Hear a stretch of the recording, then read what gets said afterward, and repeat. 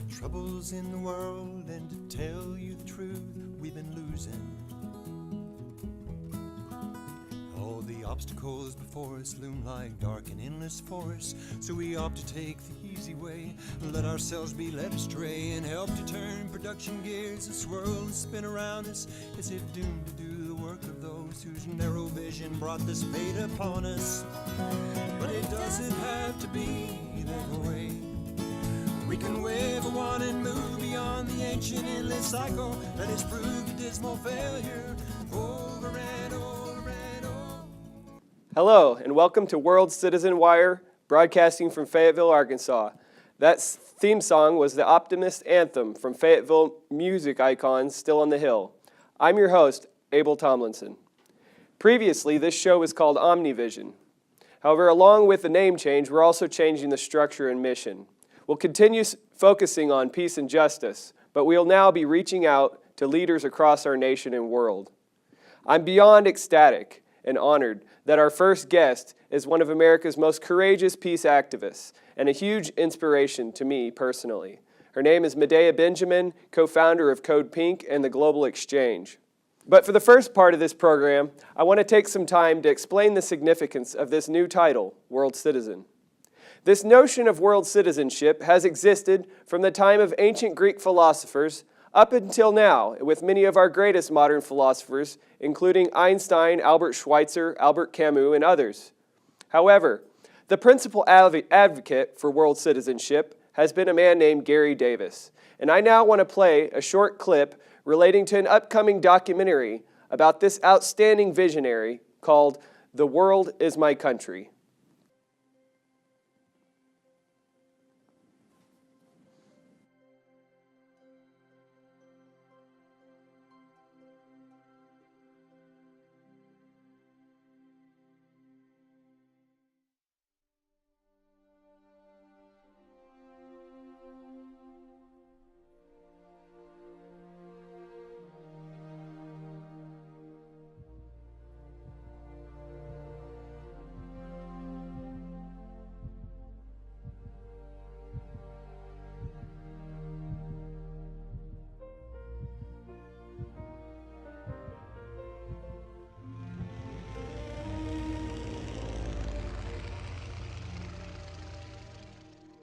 Gary Davis was a rising Broadway star. The night he stood in for the ailing Danny Kaye, he brought down the house, getting 13 curtain calls.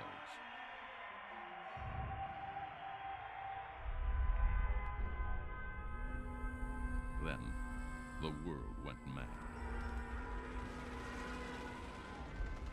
Families were ripped apart. His brother was killed in action. Gary enlisted, eager to bomb Hitler's war factories. But then he was ordered to bomb a city full of civilians. Horrified at the carnage, he was enraged at the war system. Sure that there must be a better way to run our world, he set off to right the wrongs and prevent World War III. He gave up Broadway and made the whole world his stage. He dared to interrupt the squabbling of nations, to demand that the UN hold worldwide elections of a global Congress to outlaw war and make peace. 20,000 war-weary Europeans rallied with him to demand that the world recognize the rights of humanity. D'illusions sur les difficultés que nous attendent. Mais nous devons choisir entre les difficultés et les massacres de la guerre. Moi, j'ai choisi. The very next day, the UN unanimously passed the Universal Declaration of Human Rights. With that authority, Gary then staged the most audacious performance of all. He declared a government of, by, and for the people of the world. He gave up his United States citizenship to raise his allegiance to the global level. He became the first official world citizen.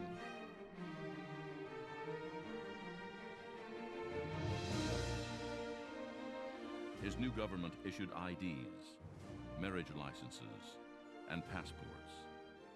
Nations first rejected them and locked Gary up for failing to have national papers. But amazingly, hundreds of thousands began to register as world citizens. Nations around the globe began to stamp the world passports. Thousands of refugees and detainees, incarcerated for years for lack of identity papers, obtained world passports, and for many, freedom. Today, Gary Davis still stands up for a world most people can only dream about. A world in which humanity is united. A future in which we free ourselves from the scourge of war and oppression. A world in which we are one. I'm Gary Davis, and I made it to age 90. And as a citizen of no nation, only the world. Hey, if I can do that, anybody can. Tom Paine wrote, "My country is the world." Well, think about it. If our country is the world, suddenly, no more wars. Wow. I named my book that because if our country is the world, then suddenly the seemingly impossible problems like saving our planet, environment, become manageable. Does world government scare you? Well, it does me too. If it's the same old forces of power and money controlling our lives from behind closed doors. But what if we, the people, institute our own government, truly of, by, and for the people of the world? After all, we are the sovereigns, the ones who create governments and give them power. So what if instead of just voting for those politicians, we asked, how can we, as sovereign world citizens, govern our world? Visionary, you bet, but doesn't every advance start with imagination? When we catch the vision of a people-powered planet, then, in this era of instant communication, we'll be able to evolve the tools and the platforms we need to bring the highest and best wisdom of each individual to the task of governing planet Earth. Claim your power, and let's join together to build a world in which each of us can say, my country is the world.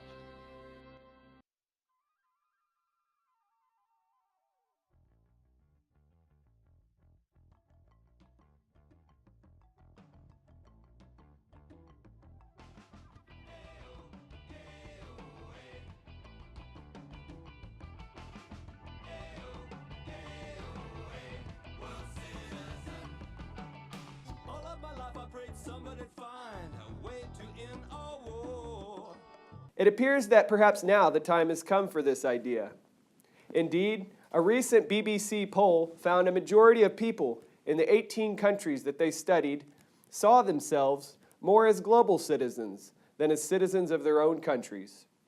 This is the first time since the beginning, these polls began in 2001, that a majority felt this way. And it's a strong indication that most people in the world are not as nationalistic zealots as the sort that Trump represents. So what better time to lift up this bold, beautiful vision for peace and a world with no walls and no borders, which are root causes of so much war. Now we will shift gears to today's guest, peace activist Medea Benjamin. Medea is the co-founder of the peace group Code Pink and the human rights group Global Exchange. She has master's degrees in economics and nutrition and is a former economist and nutritionist with the World Health Organization at the United Nations. The LA Times said she was one of the high-profile leaders of the peace movement. She was also nominated for the Nobel Peace Prize and received numerous other prizes, including the Martin Luther King Jr. Peace Prize and the Gandhi Peace Award. During the 1990s, Medea focused on unfair trade policies and the World Trade Organization, and she was instrumental activist in the campaign against sweatshop labor, which successfully won a $20 million settlement from 27 U.S. clothing retailers. Since the September 11th attacks, she has focused on U.S. foreign policy and has organized many protests against the U.S. wars across the Middle East, Medea has been at the forefront of the anti-drone movement and wrote a book called Drone Warfare, Killing by Remote Control. She also organized the first ever International Drone Summit and delegations to Pakistan and Yemen to meet with drone strike victims. She has also worked extensively for justice in Israel and Palestine, including taking numerous delegations to Gaza after the 2008 Israeli bombings. And she has worked to oppose the policies of the Israeli lobby, AIPAC. Medea also was a direct witness to Arab Spring democratic uprisings in Egypt and Bahrain. And most recently, she wrote the book, Kingdom of the Unjust, Behind the U.S.-Saudi Connection, and organized an international summit on Saudi Arabia last year. She is a woman of extraordinary dedication, intelligence, and vision, but also incredible courage. This courage includes very effectively speaking truth to the most powerful people in the world from both American political parties. To exemplify this, I want to play a clip of Medea's bold action. The way we treat you is the measure of our own liberty. When we went, he went on to, we went on. And you tell the Muslim people their lives are as precious as our lives. Can you take the drones out of the hands of the CIA? Can you stop the signature strikes that are killing people on the basis of suspicious activities? We're addressing that now. Apologize to the thousands of Muslims that you have killed. Will you compensate the innocent family victims? That will make us safer here at home. I love my country. I love the rule of law. The drones are making us less safe and keeping people in indefinite detention in Guantanamo. It's making us less safe. Abide by the rule of law. So our constitutional order. You know, I think that and I'm going off script as you might expect here.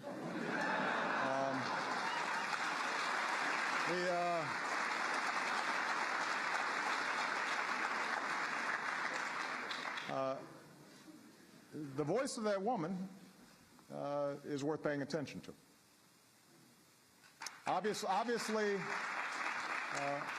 Obviously, I do not agree with much of what she said.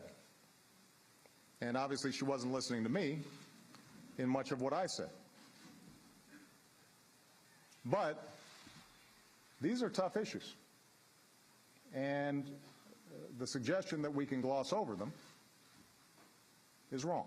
So as you saw in that video, Medea Benjamin is quite a courageous individual, willing to speak truth to power. That's why she's been a huge inspiration to me. And now she's here with us. And I just want to say welcome to her. And I am extremely honored to be able to speak with her. And thank you for agreeing to speak with me, Medea. If you could, tell me a little bit about that experience with Obama there. And I'm kind of interested, how many different powerful individuals have you spoke up with? I know I've remembered Donald Rumsfeld and people like that. I'm just kind of interested to see how many times you've done these kinds of things. Well, Abel, thanks so much for having me on this show. In that particular case, I had recently visited with families whose loved ones had been killed by our drone strikes in both Pakistan and Yemen. And I also visited with families in Yemen whose loved ones were still being detained in Guantanamo. So I was anxious to go to that talk where President Obama was going to outline a new foreign policy, but there was nothing new in the foreign policy. And as he was wrapping up his speech, I realized that I had to speak out, which I did, talking about both the issue of innocents being killed by our drone strikes, as well as the illegal indefinite detention in Guantanamo. And in terms of speaking up when other powerful people are there, gosh, we've done that all the time. Whether it's Democrats or Republicans, President Bush, right. That's Trump. what I like to see, is that nonpartisan peace movement. And that's something I wanted to ask you, is that, I think I saw another interview where you discussed what happened to the peace movement, because it was really incredible under Bush. I went to protests in D.C. with 500,000 people, and it kind of disintegrated after Obama became president. I wonder if you have some insight into that. That's right. It's been so horrible to see. First, I think a lot of people thought Obama was going to be a peace president. Let's remember he edged out Hillary Clinton precisely because he said he was against the war in Iraq. And then the historic precedent of having the first African-American president is something that people were reluctant to protest. And it turns out that a lot of people who were protesting against Bush were really partisan Democrats who didn't want to protest the Democratic administration. On top of that, we had the financial meltdown, which made people focus a lot more on domestic issues, how to hold on to their houses or their jobs. So a number of different factors came into play, but the result is that one of the first casualties of the Obama administration was precisely the peace movement. Yeah, and really the thing that struck me the hardest of the entire Obama administration is the $1 trillion nuclear arsenal upgrade that actually Moyers and company pointed out that he asked, isn't it odd that that wasn't brought up once in the presidential debates? And it's the single largest public expenditure. Yes, and today we're seeing the increased threats of nuclear war with North Korea, potentially with Iran, and yet while people are blaming the Trump administration, and rightly so, very few Democrats will point to the fact that it was under Obama that this deal to upgrade and make more usable U.S. nuclear weapons was decided to spend $1 trillion over the next decade in doing that. Yeah, and I think Trump has now said he's going to continue that, and he even, I don't know if it's true, but he said he would like to increase it 100-fold, the arsenal. Well, he loves to say that, just like he has tried to increase the amount of money going to the military in general and keep talking about our military being broken and that we have to throw more money into it, which is so odd because he wants to cut down government in every other single area for the military. Right. And I just actually, I'm embarrassed to say, but I just recently finished your book, Kingdom of the Unjust, about Saudi Arabia. I'm glad you read it. Yeah, there it is right there. And it's really interesting. I think it's something that's also relevant to what we just said is that, I was really struck by the record arms deals to Saudi Arabia under the Obama administration, and now Trump has, I think, broke those records. And so I wonder if you have anything to say about that. I was very shocked as I did more research into Saudi Arabia, just how horrendous the Saudi government is, whether it's misogynist treatment of women, or the slave-like conditions for the 10 million foreign workers who are there, or the lack of liberties for non-Sunni Muslims. And then in terms of foreign policy, the way they crushed the democratic uprising in neighboring Bahrain, the way they're now destroying the neighboring country of Yemen, and in general, the way they have been exporting their intolerant fundamentalist perversion of Islam, Wahhabism, around the world, and creating the ideological underpinnings for terrorist groups from Al-Qaeda to ISIS. And here the United States is providing them with all the weapons they need to do this. So it was quite a shock for me to realize that, and it's not only the United States, the whole Western world, the British, French, Swedish, German. Saudi Arabia has become the number one weapons purchaser from the democratic Western countries.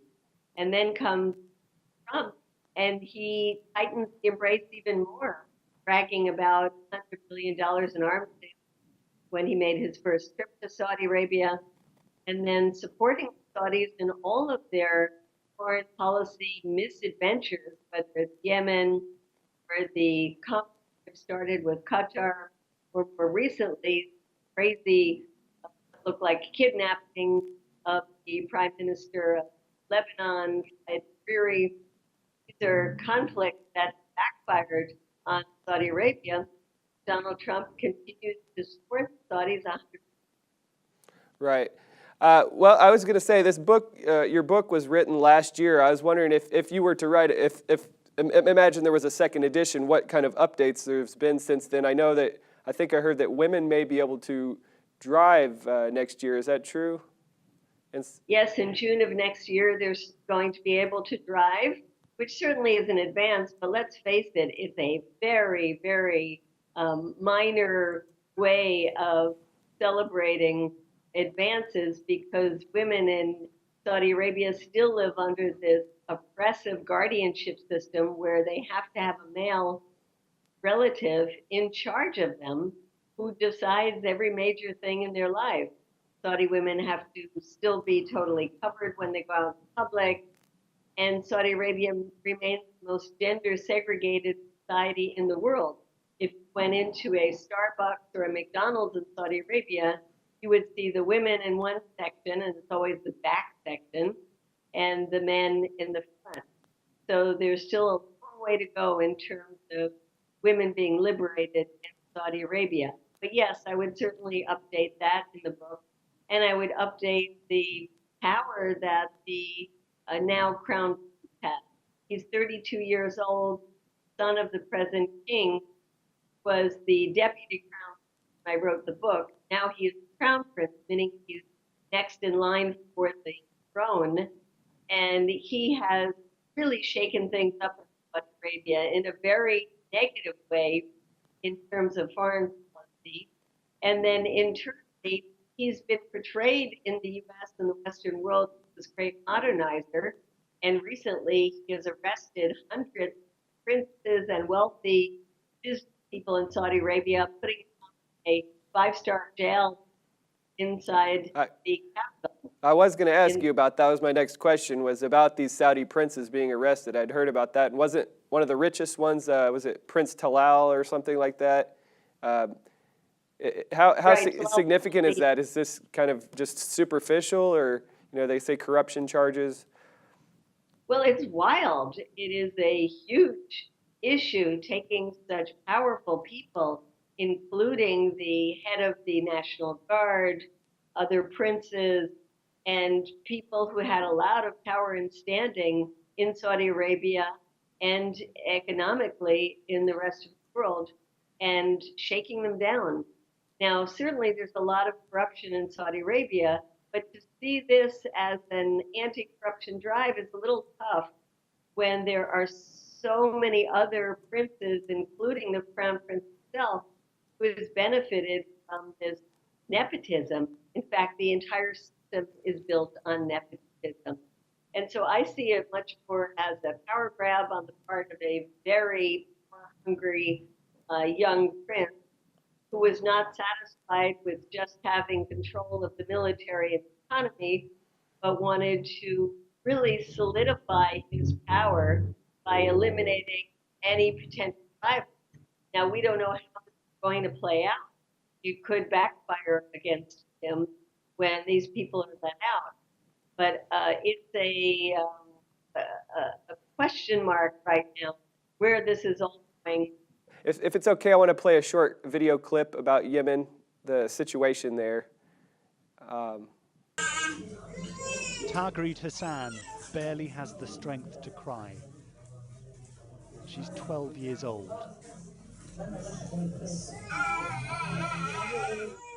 Her fragile body, like Yemen's plight, is a horror beyond words.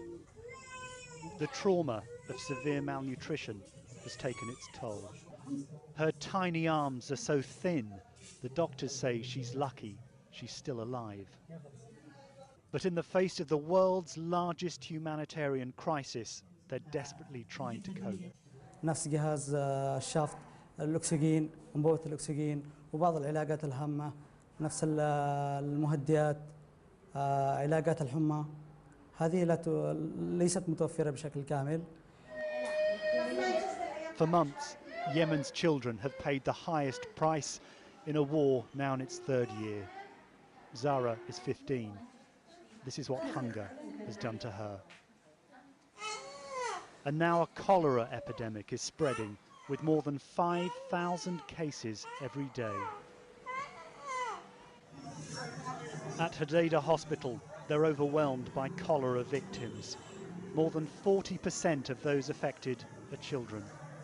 Yemen was already on its knees, but now a disease which should have been left in the 19th century is in every part of the country. In the villages, this waterborne infection is claiming lives, as one father who lost his 4-year-old son Ali told us.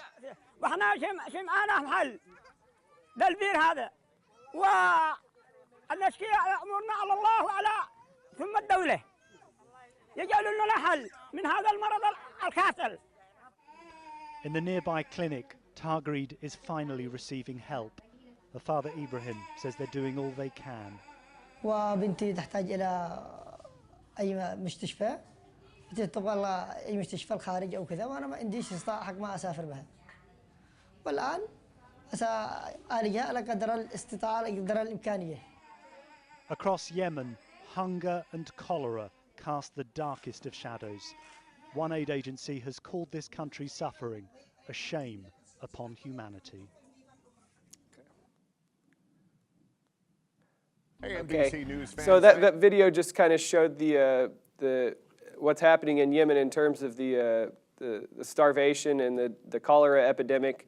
Didn't say as much about the military aspect of it. And strangely enough, I don't know if you have anything to say about it, but a lot of American media stories show, the starvation and the sickness. And, sometimes they put a lot of the blame on Saudi Arabia, but often they don't say much about the United States' role in that. Is there anything you could tell us about that?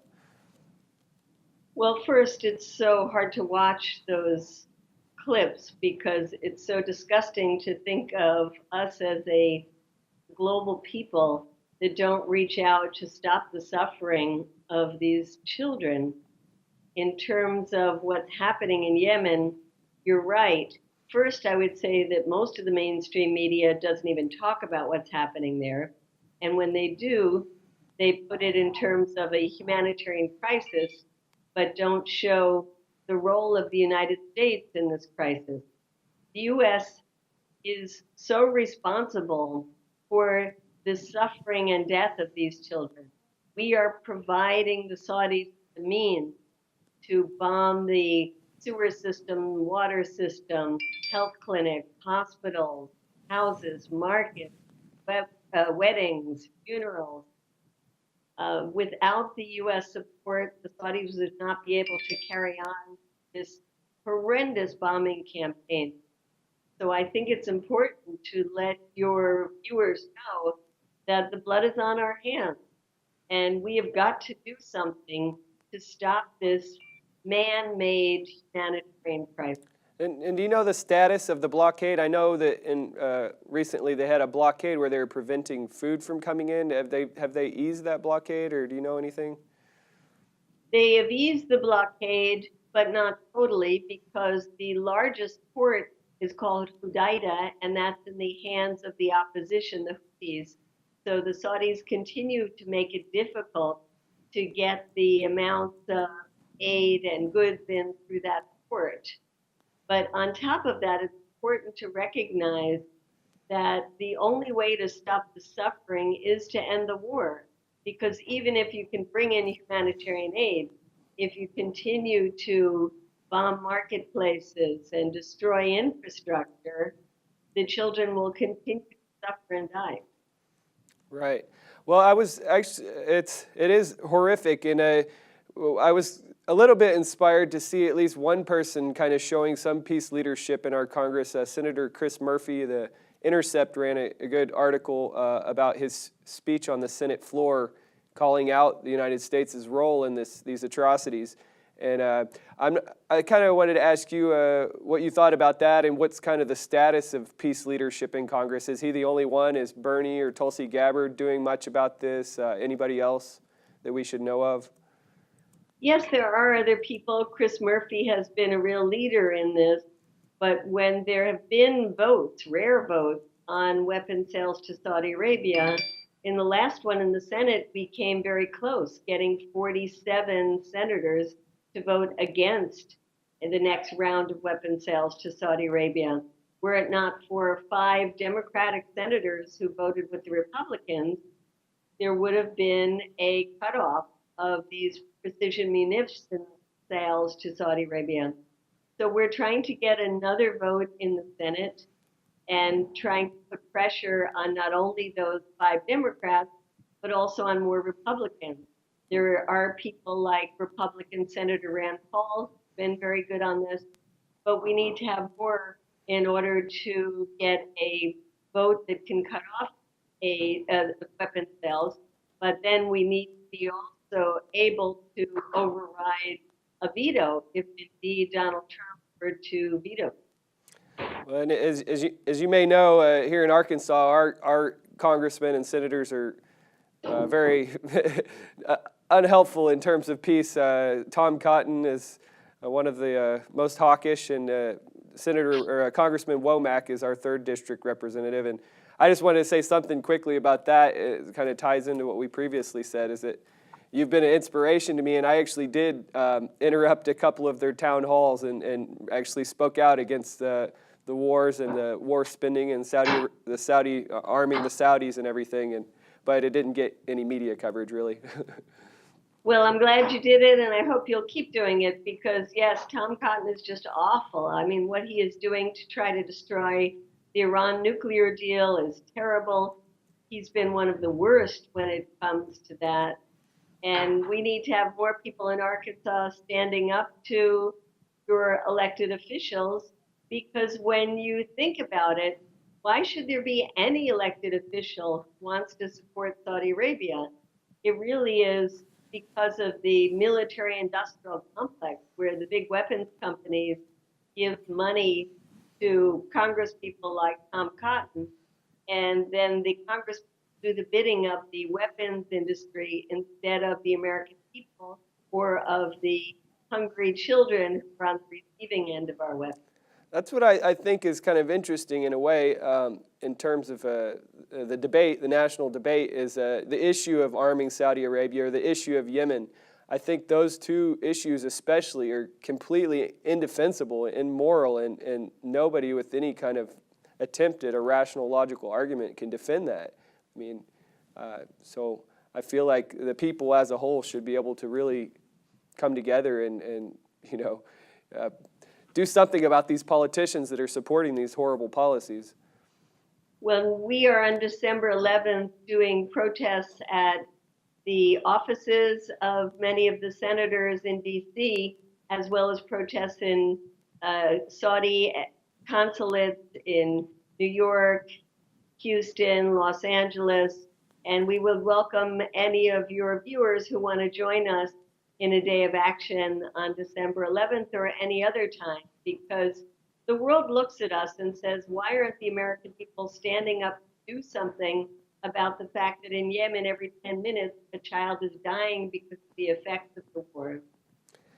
And I've been involved in organizing peace demonstrations. Even recently, I helped organize something about the North Korea, the threat of war with North Korea. And it just seems it's kind of hard to get people out to the streets these days. I don't know if there's a reason for that. I'm sure in D.C. you have a lot more politically active people. I don't know. We have a hard time too, Abel. When we go to the Saudi embassy, we think we should have hundreds, if not thousands of people, and we're lucky if we get 25 people out. Okay, well that makes me feel better. I think there are a lot of people who are focusing on all the different domestic issues that we're being bombarded with because of this Trump administration, and there's not a lot of bandwidth there to focus on the global issues. Yeah, what I see on social media, a lot of people are kind of obsessed with all the stupid stuff that Trump is tweeting, but I see very little people talking about the atrocities in Yemen comparatively. But let's also recognize that a lot of the blame is on our corporate media. Right. Because if they put as much time talking about the catastrophe in Yemen as they do about the sex issues of our Congress people or Hollywood folks, which are important, but comparatively, we should Right. be putting a lot more time into what the U.S. is doing in a place like Yemen. And then I think we'd have a lot more people who Yeah. would be outraged and be joining us in these Yeah, protests. that's absolutely right. The media is really directing people's attention or consciousness. Um, but I also wanted to ask you something about Libya. I don't really know the situation there, but I mean, obviously it's descended into civil war and safe haven for terrorism, but I've heard of even slave auctions. Do you know much about that? And even the USA Today was like criticizing Hillary for leading the Libyan war and creating the conditions for these slave auctions. Well, that's great that they traced it back to Hillary Clinton, because usually you have the media talking about these issues as if they came out of just air, that it's just these terrible people in Africa that can't get along with each other. And the case of Libya is that we destroyed a functioning government and we turned it into an ungovernable state that has disintegrated, so that, yes, there's now slavery going on there. And we should trace it back to both the Democrats and Republicans who voted to overthrow the government of Gaddafi, which was none of our business. And just like we see when we overthrew Saddam Hussein in Iraq, when the U.S. gets involved, the bad situation turns into an apocalyptic situation. And that's what we have in Libya today. Yeah, I was wondering about Syria too. I mean, I know there's been some efforts for regime change there, which could turn into even more apocalyptic situation than it already is. I mean, I've always been a little bit confused about Syria because you always hear all these conflicting reports and arguments about the U.S. arming terrorist groups, and Assad is bad, but overthrowing him could, if the United States overthrew him, it could be worse, create even better conditions for ISIS. What are your thoughts about Syria? It's so sad to see how a originally nonviolent uprising against Assad turned into a violent one, and all the countries, both in the region and outside the region, from the U.S. to Russia, got involved with their own particular proxy group, and how Syria has been destroyed in this process. All sides have committed atrocities, and what's needed now is a peace process that can put an end to all the violence and allow the Syrians to try to start rebuilding from this devastation of so many years of. Okay, I think we're running a little bit short on time. I kind of was interested in what other projects Code Pink is specifically focusing on recently or has upcoming. I know you mentioned some protests at congressional offices soon. What other things are you focusing on? We have a new program that we're really excited about, which is to say who benefits from the endless war that we have been in, and that really is the weapons companies themselves, like Northrop Grumman, Boeing, and the Lockheed Martin. And so we have a new campaign called Divest from the War Machine, in which we will be getting people in their cities to get their city councils and mayors to get their city funds out of the weapons industry, and to do the same in their churches, pension funds, universities, individual investments. So they can go onto the website, which is now codepink.org, but it will be divestfromthewarmachine.org, and get all the tools they need to get involved in a very exciting campaign to get at the root of the conflict, which is that war is very profitable for a small number of companies. And until we show our opposition to the way they profit from killing, they will keep in this perpetual state of war. Yeah, wasn't there a recent report that the war on terror has cost $5.6 trillion so far already? That's right. Brown University did a study to show just how costly this has been. And I think it's important to say to your viewers that if you want to see things like Medicare for all, a good healthcare system we can all benefit from, or the free college education that all our young people deserve. There's really only one huge pot of money that could be freed up for those things, and that is from the Pentagon. It is now taking up 54 cents of every dollar of discretionary funds we pay into the budget. So it's important that we start cutting the bloated Pentagon budget and taking our money out from it.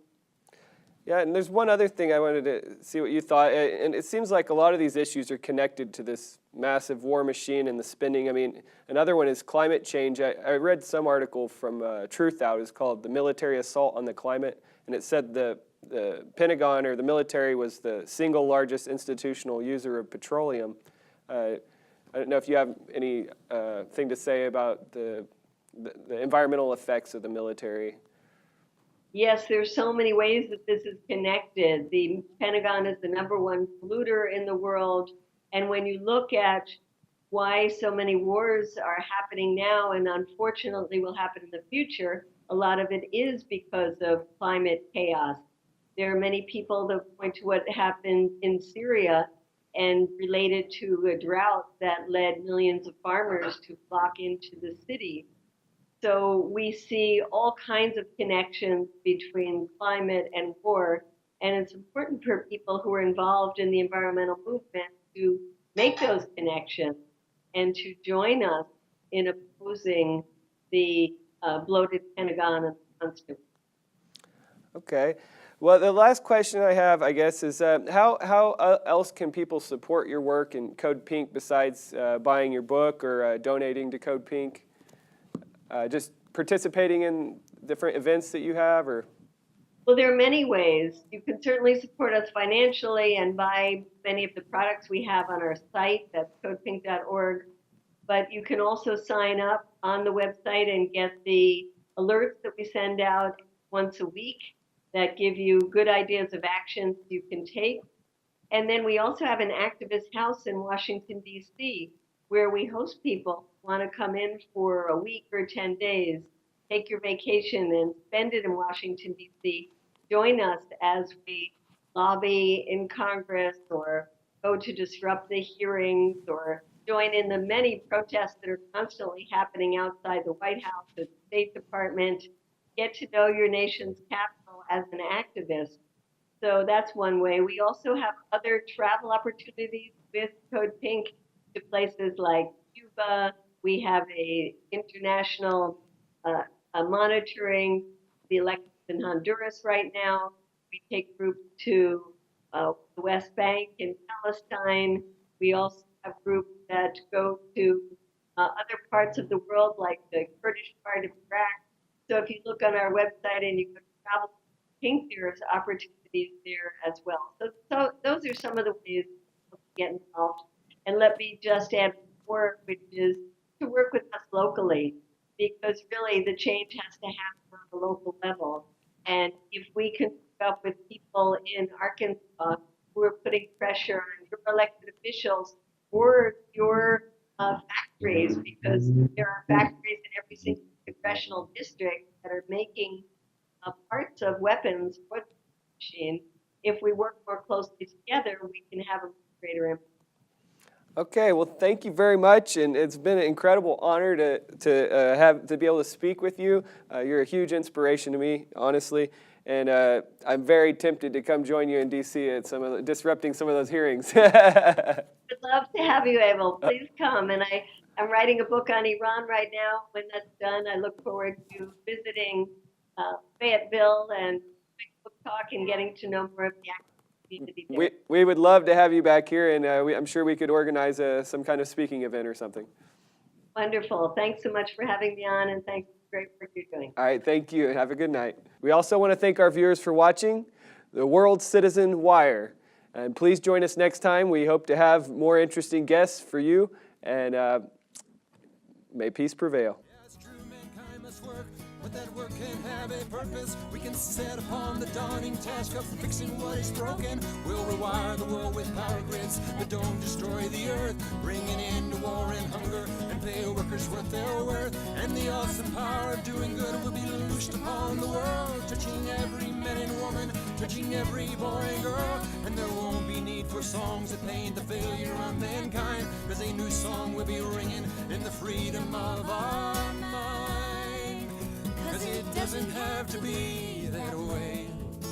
We'll just wave a wand and move beyond the ancient endless cycle that has proved a dismal failure over and over and over and over and over and over and over. Because it doesn't have to be this way. No, it doesn't have to be this way.